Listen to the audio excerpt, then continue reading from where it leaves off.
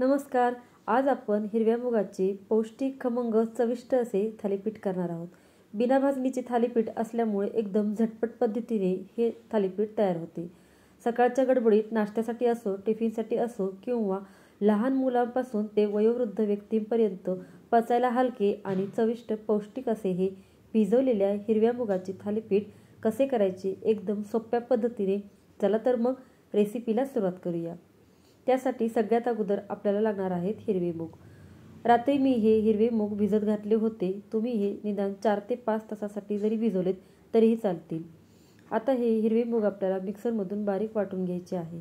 त्यासाठी एका मिक्सरच्या भांड्यामध्ये हे हिरवे मूग टाकून घ्यायचे आणि पाणी न टाकता वाटून घ्यायचे. अशा प्रकारे खूप जास्त बारीक नाही आणि खूप जास्त जाड नाही असं हे आपल्याला काढून घ्यायचं आहे. आता हे बाजूला ठेवून देऊया आणि सोबतच एक वाटण तयार करून घ्यायचं आहे. त्यासाठी 5 ते 6 हिरव्या मिरच्या, 8-9 लसणाच्या पाकळ्या घेतल्या आहेत.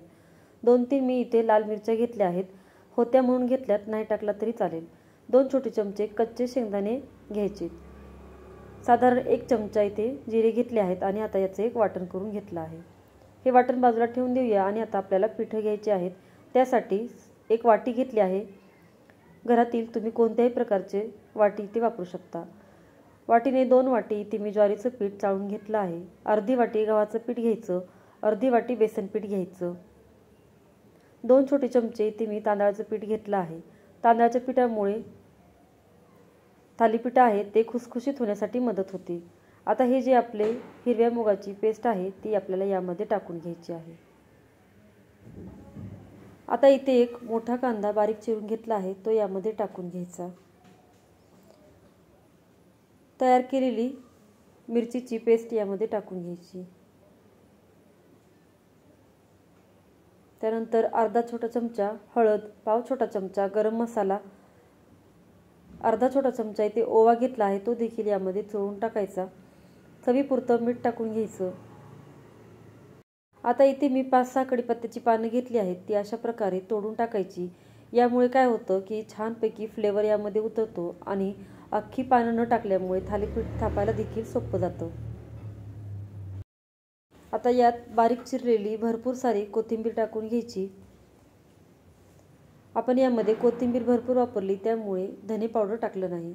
आता साधारण 2 छोटे चमचे यामध्ये लिंबाचा रस टाकून घ्यायचा आहे. लिंबाचा रस थालीपीठामध्ये अवश्य टाका. यावेळी तुम्ही नक्की ट्राय करा. खूप छान अशी टेस्ट येते.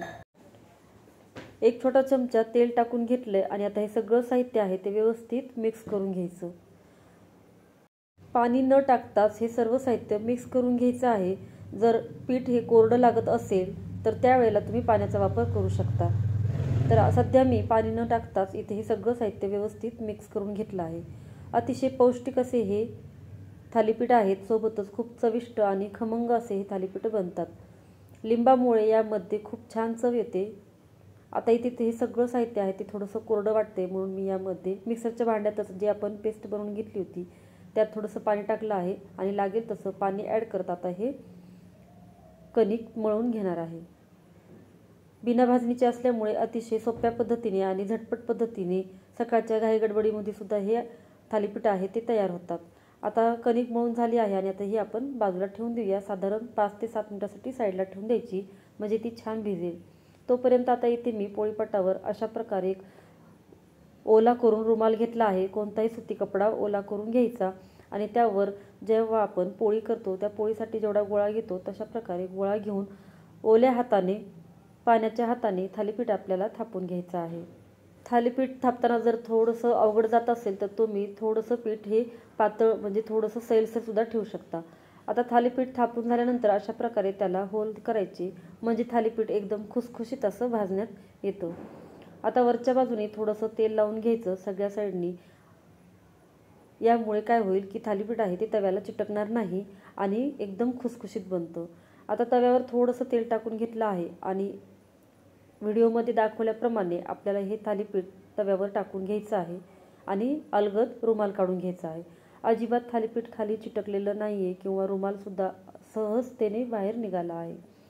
आता जे होल केले आहेत त्यामध्ये अशा प्रकारे तेल टाकून घ्यायचं आणि वरच्या बाजूने सुद्धा तेल लावून घ्यायचं. आता दोन्ही बाजूनी छान असं खरपूस खुसखुशीत आपण हे थालीपीठ खमंग भाजून घेणार आहोत।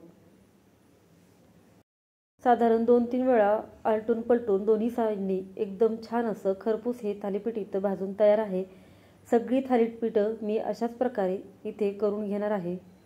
थालीपीठं भाजताना मात्र तेल थोडंसं जास्त वापरायचं, त्यामुळे काय होईल की थालीपीठं खुसखुशीत होतात, छानपैकी भाजली जातात आणि सगळ्या बाजूंनी व्यवस्थित भाजून होतात आणि 2 ते 3 दिवस आरामात टिकतात, अजिबात खराब होत नाहीत।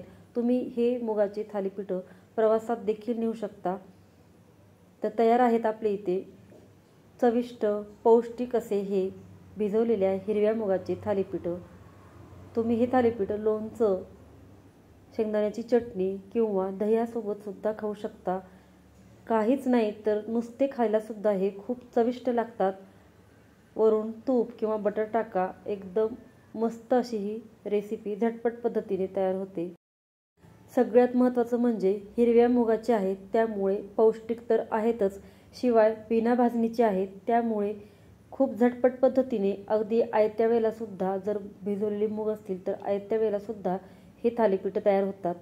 लहान असो, मोठे असो, वयोवृद्ध लोक असो, सगळ्यांसाठी पचायला हलके, चविष्ट आणि खमंग असे हे हिरव्या मुगाचे थालीपीठं अतिशय मऊ होतात। दिवसभर जरी ठेवला तरी अजिबात वातड होत नाहीत, कडक होत नाहीत, अशाच प्रकारे मऊ राहतात। तर हे थालीपीठं नक्की ट्राय करून बघा। रेसिपी कशी वाटली कमेंट बॉक्समध्ये सांगायला विसरू नका। रेसिपी ट्राय केली की त्याचा फोटो कमेंट बॉक्समध्ये शेअर करा।